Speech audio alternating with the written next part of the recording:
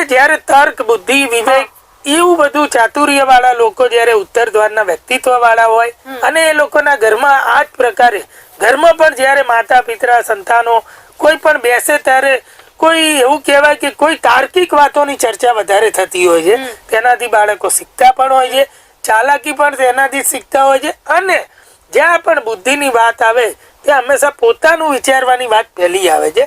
એટલે કોઈ પણ કાર્ય કરવા જાય પોતાનો લાભ હંમેશા વિચારીને પોતાનો લાભ વિચારીને કરવા વાળા એ બહુ સારી વસ્તુ છે. એ ઉત્તર દ્વારના વ્યક્તિત્વ વાળા હોય છે.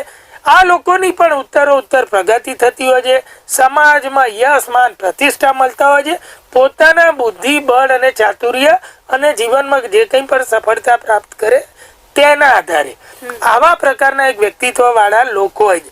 અહીંયા એવું કહેવાય કે બહેનોની તુલનામાં અહીંયા જે બાળકોમાં પુરુષો હોય એ પુરુષો વધારે પડતા કોઈ પ્રગતિકારક કાર્યમાં જોડાયેલા, એટલે ઘરમાં તેમનું વધારે વર્ચસ્વ કે ચાલતું હોય તેવા પ્રકારના લોકો આ ઘરમાં વસતા હોય છે. એટલે બહેનો કરતા ભાઈઓનું થોડું વધારે વર્ચસ્વ હોય અથવા તો તેમના કયા પ્રમાણે ઘરનું સંચાલન થતું હોય આ પ્રકારનું એક આ દ્વારનું એક ફળ હોય છે.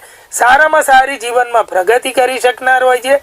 આવા પ્રકારના આ દ્વારના આનાથી પણ અનેક કેવળ એક એક દ્વાર પણ આપણે બોલવા જઈએ અને એના ફળનો વિચાર કરવા જઈએ, આ એક સારાંશની વાત છે કે ભાઈ આટલું જેને આવી જાય એને જીવનમાં બધું મળે છે.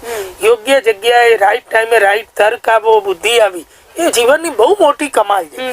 અને રાઈટ ડિસિઝન લો તો જીવનના તમામ પરિણામ સારા જ આવે.